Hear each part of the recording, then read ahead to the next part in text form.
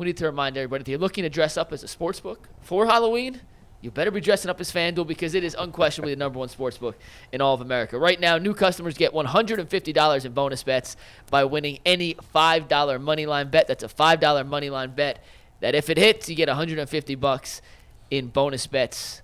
So if you've been thinking about joining FanDuel, there's no better time to get on the action than right now. The app is so easy to use, including a wide range of betting options from player props to spreads, over-unders, and much, much more. We showed you a 5-part parlay earlier in the show that hit $5 turned into $377. So you could be the next big winner, and we'll feature you here on the Ultimate Cleveland Sports Show. So visit FanDuel.com/UCSS to kick off the NFL season. FanDuel, an official partner of the NFL, an official partner of the Ultimate Cleveland Sports Show. I got a question. Yes, sir, Earl. How in the hell can you dress up as a sports book?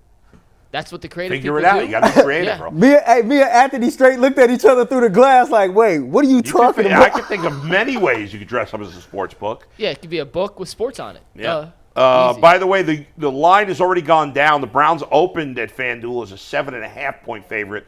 The line is currently, I'm looking at the FanDuel Sportsbook as we speak. The line is now 7. Now it's going to take a lot to drop under 7. I would wait for it to go 6.5, and I'd pound on that. The Browns? Yeah, I'd jump on that. And I didn't find exactly over what I was under looking 38.5. Go ahead. But since Nick went down, Browns are averaging 3.9 yards a carry. That ranks 20th in the NFL. So very average. That's true. Some of the Browns' numbers still have Nick Chubb as a factor. Yeah, since Nick went down, they're 20th in yards per carry. So it's not exactly what I was looking for earlier, but that's good enough. But again, we might have guessed worse than that. Oh, for sure. Yeah. Yeah.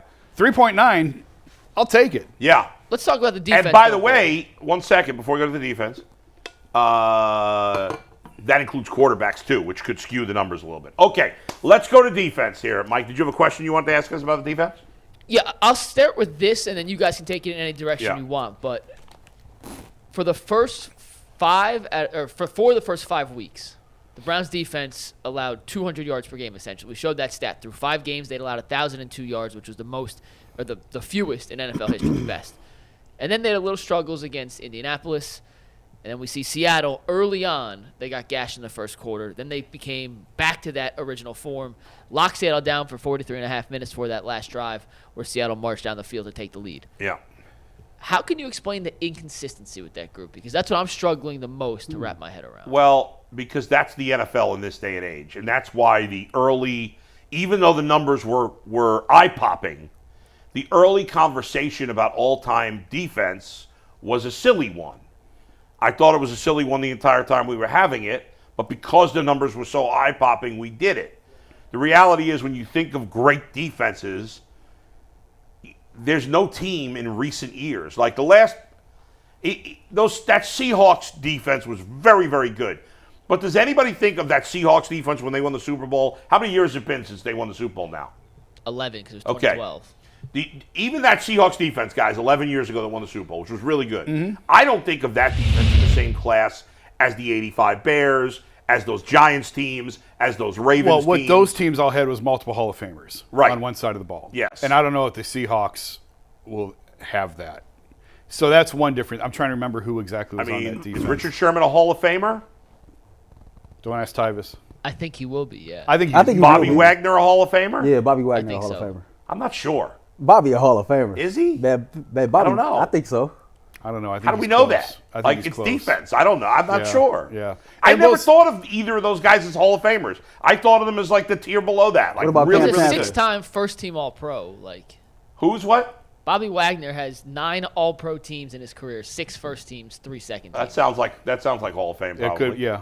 What about Richard Sherman? Yeah. Richard I'll Sherman, say this. Why he's looking it up? Richard Sherman has 5 All-Pro teams, 3 first teams. Like Bull said, this the NFL. I think people forget offensive coordinators, head coaches, offensive players, they get paid too. And I think the Browns defense has been damn good, but I also feel like they've put so much out there on film that now they're starting to get exploited a little bit at the things that they do really well. And now it's up to Jim Schwartz to kind of go back, look at the film, and make adjustments to the adjustments. I thought he did a damn good job in game, adjusting to the things that the Browns were not doing pretty good to start the game. And the defense ended up holding Seattle's offense scoreless up until the final minutes of the fourth quarter. And so I just look at it as like, it's not an overreaction for me. I think the defense is still damn good. I just look at it as, okay, offenses are starting to see the Browns do X, Y, and Z well. Here's how we can counter that. And I think now Jim Schwartz needs to take that film and say, okay, they're starting to counter what we do well. So here's our adjustment to whatever adjustments that opposing offenses are making. Jason? Yeah, I think I agree with pretty much everything both you guys have said. Part of this is regressing to the mean, where it probably was untenable. I mean, they were on a historic pace. They were putting up numbers that aren't allowed to be put up in this game of space and throwing the ball all over the field and everything else. I still think it's a really, really good defense. But, yeah, I think there's concern over the fact I mentioned earlier. The Niners, you pin them deep and they run right down the field on you and they get in position to score late in the game. Yeah. The Colts hang 38 on you. The Seahawks, after a sudden change turnover, you're counting on your defense to bail you out. And the Ravens, they didn't play well. And the Ravens, they got destroyed. Yeah. And we kind of chalked up the Ravens to, well, turnovers, short fields, which is still true and all fair. But now when you stack that with more sketchy performances on top of it, you know, I still think this is a really good unit.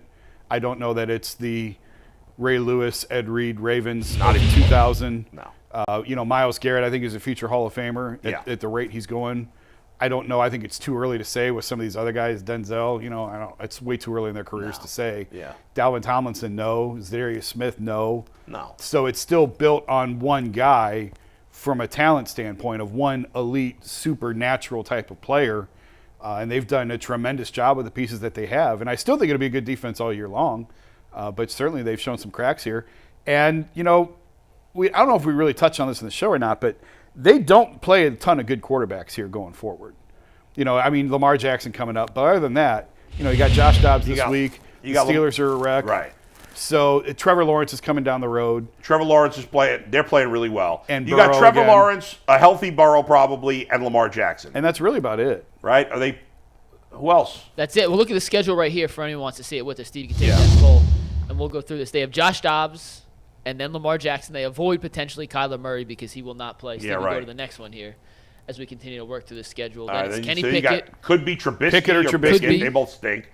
Russell Wilson's playing a little better this year. He's been better. Matthew Stafford's a pretty good quarterback. Yeah. But he got hurt yesterday. He's hurt. And I heard a report today on Twitter that he may be headed to the IR. Oh, really? Which would put him in jeopardy of that game. So he's very TBD for that moment. Yeah, obviously Trevor Lawrence is a good quarterback in Week 14. The Bears are a wreck. Probably Fields back by then. Texans, Stroud had his worst game, but he had his worst game yesterday. Well.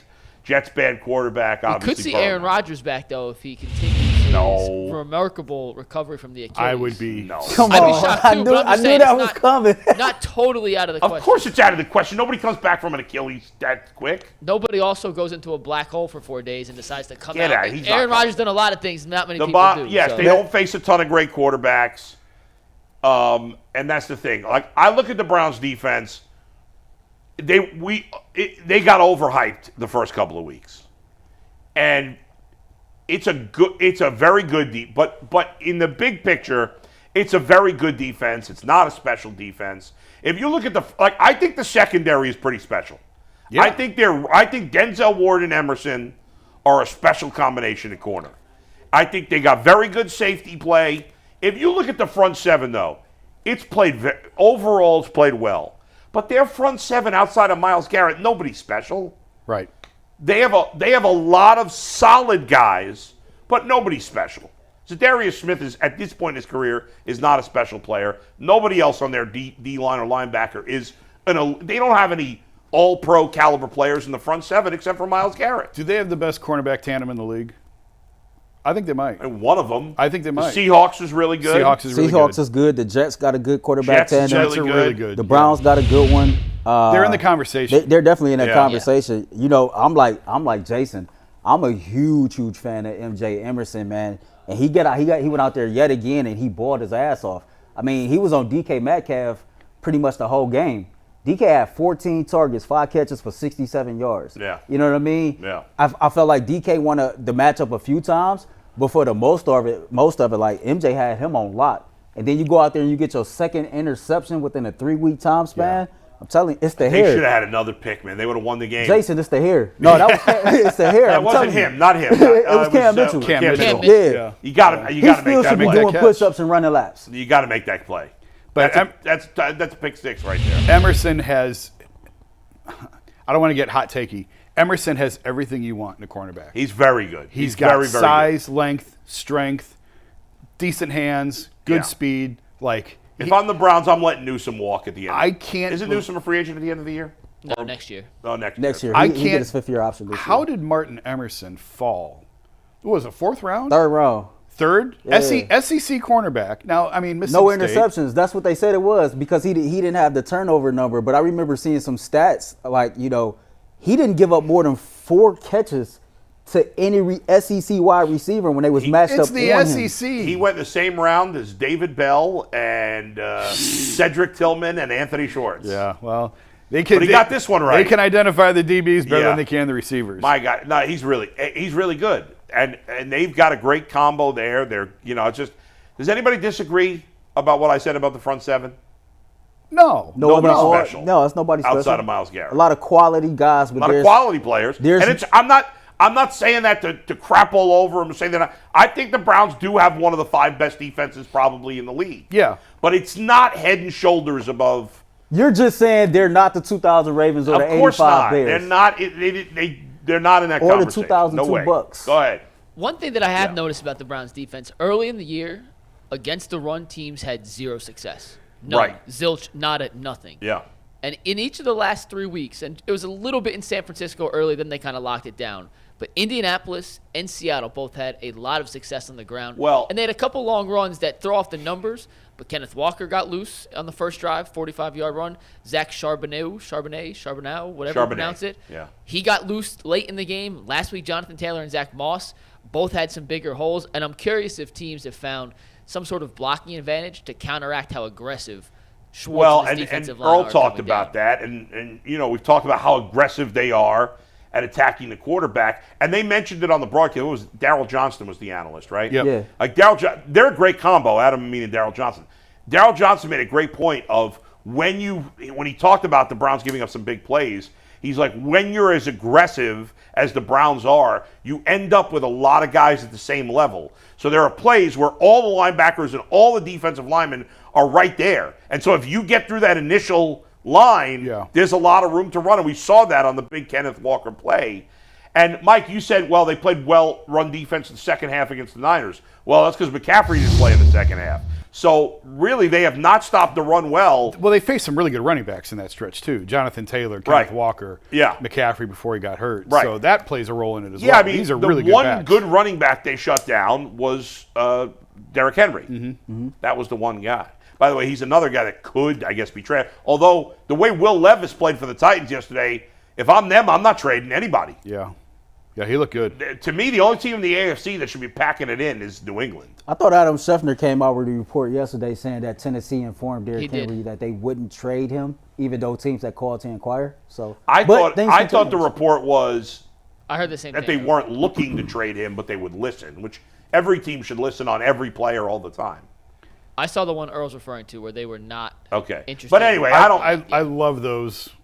Right, those are stupid. Well, listen, but we're not looking to move Yeah, or whatever. right. It's basically saying, please come make an offer. To somebody Everything's call open. and offer you Right, a first-round pick for Yeah. Trent Richardson, then Yeah. all of a sudden now There's we can not a talk ton about of teams that are Yeah. completely out of it. So there's not a lot of teams that are, especially when 14 teams make the playoffs, every team in the AFC except for the Patriots is within 3 games of first place.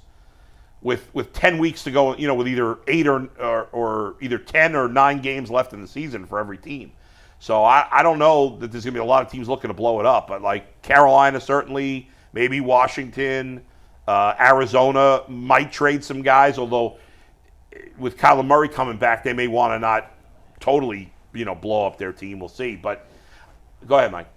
No, you can finish. I just have one more question for you Oh, before go we ahead. move on to the next Yeah, one. yeah.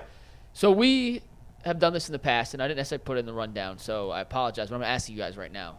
If we're going to assign portions of the blame pie on this game, what percentage does the defense get? What percentage does P.J. Walker get? Stefanski, and then anyone else you want to throw in there? Well, and let me start with this because this is part of that conversation. I was just going to get to this. We've alluded to it a little bit, but the bottom line in yesterday's game, all the talk initially was about the 3rd and 3. Mm-hmm. But where did the Seahawks start that final drive with 2 minutes to go? The 43-yard line. The Their own 43-yard line. They went 57 yards in less than a minute. 57 yards. Okay? If you're going to be the best defense in football, you can't give – even if the Browns' defensive would have held them to a field goal, at least you can go to overtime. Yep. And maybe you would have – who knows? You probably lose in overtime with P.J. Walker. Who knows? But you give yourself a chance. You can't let the Seahawks – they went just right through them. Yeah. After they had played great for 3 quarters. That is inexcusable, the way the defense collapsed at the end of the game. It felt like they lost all their energy after that turnover. I wonder if, they was kind of, mentally deflated or if they were emotionally deflated, because I made this point yesterday on a post-game show. The 3rd and 3 interception was horrible. It don't take rocket science. You don't need bifocals to figure that out. That was horrible. But just as bad, a defense that had corrected their issues all game, get in that situation. You didn't even hold them to a field goal attempt. Yeah. Right. You allow these dudes to drive straight down the field, marching into the end zone for a touchdown. And I felt like you. I felt like, man, y'all should have tightened up and played better than that. Yeah. I can't. You're the top unit. Right now. You top dog. You top dog. You got to top dog. Seal the deal. Yeah. That interception would have meant nothing if they would have stopped them for 3 and out. This wasn't the Jets last year, obviously, but this felt like a game the Browns had won, at least to me. I texted you guys and said, this is a great Kevin Stefanski game. Yes. This is the game where he's going to get all the flowers now, and then it all unraveled on him in the last 2 minutes. But for the defense, I think it was an emotional swing where it's those sudden change moments. You think you're going to win the game, you're 2 minutes from winning the game, and now you're out there, you need to stop, whereas had they been able to punt them deep or whatever, now you have a different mentality of being able to stop them, other than now the crowd's in it, now they've got the momentum and everything else. Right. That's not to make an excuse for them, though. You got to get a stop there. If you are what you think you are and you are what you say you are, you have to get a stop there, because the offense puts you in a bad spot. But you also know the limitations of this offense right now, and you have to be the backbone of this team. That's right. And you didn't deliver for them. And the offense put them in a bad spot, but not that bad a spot. They still had to start in their own territory. Right. It wasn't like it started at the Seahawks 20. It started at the 30. I mean, at the Browns 20 or 30. They still had to. And again, a field goal, stopping them for a field goal, we could have lived with that. Yeah. And they didn't even touch Jackson Smith and Jigba on that touchdown throw. Here's how the play-by-play of that final drive went, and you guys can tell me. Just bear with me for a sec. Let's say they run the ball, they don't get it, and they punt. I know, Jason, you said Stefanski probably goes for it if it's 4th and 1. Let's say I think it's a good chance, but go ahead. I would. Let's just say they punt and they get down to the 15-yard line. Whatever it is, this is how the Seahawks with 2 timeouts then progressed. First play after the interception, a short 7-yard pass to Tyler Lockett brings it to the 50-yard line. No huddle, a 9-yard completion to DK Metcalf to Cleveland's 41. The very next play, Noah Fant, 14 yards to the 27-yard line. So in 3 plays, they had just moved 43 yards down the field. Yeah. Then it's the 12-man on the field penalty, and then it's the short touchdown pass, the little bubble screen to Jackson Smith and Jigba, who goes untouched into the end zone. Was there a hold on DK Metcalf? Maybe, iffy, whatever. They didn't call it. Live with the situation. If you're a Browns fan, you can't complain. No, I'm just saying. Live with it. They didn't call it. It is what it is. Yeah. So in 1, 2, 3, 4, 5, in 6 plays, they went 53 yards. They averaged damn near 9 yards a play. Yep. And that was the only penalty on that drive, Mike? Yes. A 12-man. Yeah, and I noticed, I think Kevin Stefanski tried to call a timeout before the flag was thrown. It wasn't even 12. They had 13 dudes on the field. Oh, my God. I didn't realize that. So I just think that, like I said, a series of events in the last few minutes of the game ultimately cost the Browns the victory. But I'm like you, and I'm like you. The defense right now, y'all top dog. Y'all are the best unit on this team. More is expected of that particular unit than it is anybody else due to the circumstances. Yeah. Watson is hurt. Chubb is hurt. So now we leaning on you all. And you all have given us enough to show that, you know what, we're not wrong for leaning on you all. You've played pretty damn well. And so even if you would have gave up the field goal, I could have lived with that. I was mind blown that this defense, who has shut down Seattle's offense for the better part of the game, just let them walk straight down the field. Yeah, that was very disappointing. San Francisco all over again. Yeah. They shut off the water in San Francisco for 3 quarters, 3.5 quarters. Yeah. The first drive on the Niners, obviously, went down and scored. After that, nothing until the end of the game, and they went right down the field and got into field goal range. Can't happen. The defense has got to be better. This week, there's no excuse. You're playing one of the worst quarterbacks in the league in Josh Dobbs. They don't really have a running game in Arizona. Anyway, we'll talk more about next week. Go ahead, Mike. It's funny you mentioned that Arizona has a running game. Steve, go to 10 real quick. You take 10 full. They're actually 4th in the league in rushing yards per game, which goes to show you But which goes to show you James rushing Conner, yards per game. Because James Conner was actually running well for them, but he's hurt. No, I know, but I'm just saying rushing yards per game is not necessarily an indication. Oh, yeah. But no, James Conner was doing well. Very well. They had a better running game, but then he got hurt 2 weeks ago, and he's on IR. So he's officially out this week. He can't play, right? Yeah, he's on IR. Yeah. That's a huge loss for Arizona and a big benefit here for the Cleveland Browns. Was that last year or the year before when he played the Cardinals? Was that last year, 2 years ago? When they lost out there? No, when they came here they had this crazy defensive scheme that they was running. I think it was 2 years ago. It was 2 years ago. The Cardinals being here last year. Yeah, man, you can't lose to the Cardinals. It was the Freddie year. I think they went out there and lost. Yeah, but the Arizona came here maybe last year or the year before that, man, and straight put a whooping on us. Like the defense came out and just straight shut down everything that we were trying to do. Yep. I know it's different circumstances surrounding both teams, man, but games like this, they worry me a little bit. You know what I mean? Because I think this Browns team has a tendency to play down to their opponent like other teams do. I just know that this is a game you cannot lose. Yeah, I'm not going to call it a must-win, but it is a gotta-have-it game, especially with the next two that are. There's no excuse for losing this game. Yeah. You need to win this game. I'm not worried about it. I think they'll take care of it. There's no listen, the Browns under Kevin Stefanski this year have showed up ready to play in 6 out of 7 games. Absolutely. They were not ready to play that Ravens game. You know, you give Stefanski certainly some of the blame on that. The other 6 games, even when they've been outmanned, they have been ready to play. Absolutely. He's gotten the best out of this team. Yeah, like 100%. Say what you want. He's gotten absolutely everything he can out of this team. So I'm not worried that they're going to come out and not play. I think the reason they were not ready for that Baltimore game had a lot to do with what happened with Watson that week. And I think they'll be ready to play against Arizona, and there's no excuse for losing that game at home. None. Go ahead, Mike. Real quick, and I asked this question, and then we went into the defense. But real quick, let's just assign slices of the blame pie, and then we'll talk about the rest of the AFC North. Blame pie for the loss. What are our options again? Defense? Stefanski, PJ Walker, and then if you want to add anyone else into that conversation, be my guest. Okay. What's your pie blame? Who wants to go first? Jason, you want to go first? I think, PJ's the one who has the ball in his hands.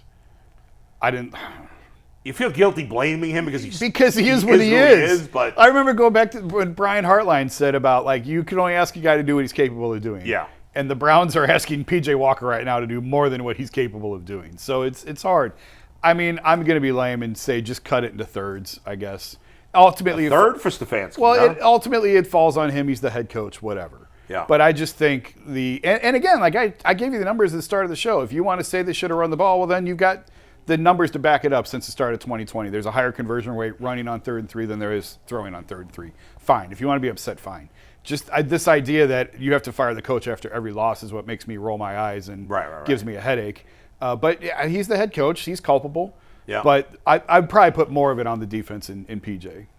For me, since I have to put a percentage on this, I would give more the percentage to PJ Walker for the simple fact, like 3 turnovers came off of you, 2 interceptions, and then you lost the fumble. So at the end of the day, when you turn the ball over, you put yourself in a situation to lose. But overall, I hate these type of questions. Like I've said this a few times since he's passed away. I had the opportunity to be around Jim Brown, and this particular quote that he said, he says, in the NFL and in football, you need all 11 parts moving in the same direction in order for you to have success. And the moment that one part is not moving in that direction as the other 10, then you won't have success. So what am I saying? We went out there as a team, we played hard, and we lost as a team. Like, there was a few moments to where you can point at Stefanski for calling the play. You can point at P.J. Walker for not being able to be accurate. You can point at the defense for giving up the touchdown. We went out there as a team, played hard as a team, and we lost as a team. Get your ass back to Cleveland, get ready to go play the Arizona Cardinals, and win. Neither one of these guys really answered your question, Mike. There were no percentages given by either I of these said guys. cut it to thirds, and then I kind of shaved Kevin's piece down. I'm going to say 50% on the defense, 40% on P.J. Walker, 7% on Andrew Berry, and no, I'm giving Andrew Berry more blame because he hasn't gotten a quarterback. 30% on P.J. Walker, not 18% on Andrew Berry, and 2% on Stefanski. Okay, now wait. Do you really think Andrew Berry walks in there and said, "Nope, we're not trading for a quarterback. I don't care what you say"? Who else? What? I think it's a collaborative decision among You Paul don't think Kevin DiPodesta. Stefanski wants a better quarterback? I'm just saying I think it's a collaborative decision. I don't think Andrew Berry's going to walk in and say, la, la, la, la, la, la, la, la. We're not trading for a quarterback. I don't care what you say. Decision, I don't think Stefanski is in on He that. represents the front office. You want him and DiPodesta together. I just think it's a collaborative But the defense decision. really deserves the most blame, because if I would have told you guys before this game that the Browns, what was the final score, 24-20? Yeah. If I would have told you before the game the Browns were going to score 20 points in this game, wouldn't you think they would have won? I would have. What if I told It's hard to say because the 24 points that Seattle scored is right on their yearly average. The Browns is averaging around 19 if the Browns have points such a game. a good defense, then Seattle shouldn't be on their yearly average. They should be well below that. What if I told you the Browns would have their defense on the field up by 4 with a minute 19 Up to by play? 3. Up by 3 with a minute 19 to play. Win the game. Win the game. Win the game. Yeah, I like Mike's better. That's fair. The Browns' I said it, so defense of course that's underachieved more than P.J. Walker based on my expectations. I agree with that. I don't think Kevin Stefanski is in on this collab decision. I think if Andrew Berry and Paul DiPodesta and everybody is collabing and saying, you know what, we don't need a quarterback, Stefanski is somewhere like, hey, man, what the hell? Like, somebody go get me a quarterback right now. I don't understand. I just think it's I don't know. I'm not in the room, but I have a hard time believing that they're just. He's totally out of the loop on this. Yeah. I mean, yeah, That's fair. so it's just like, man, you know, like every I do the post game shows and it's like, man, fire Stefanski, fire Stefanski, fire Stefanski. It gets. It's When have the Browns fans ever liked the head coach? When have they ever liked him? I was really when you asked They me that liked before the show. Stefanski his first season. They liked him his first season. I think they liked Chud. Well, they 'cause like every Chud was coach. like a hometown. Well, again, yeah. if you're from Cleveland, It's no matter different. what you are. But it's like, you know what I'm saying? Like, Like they like every coach in the first he year. has his After that- deficiencies, he has his issues, like most people. But you know, I don't go around talking about who I know, what I know.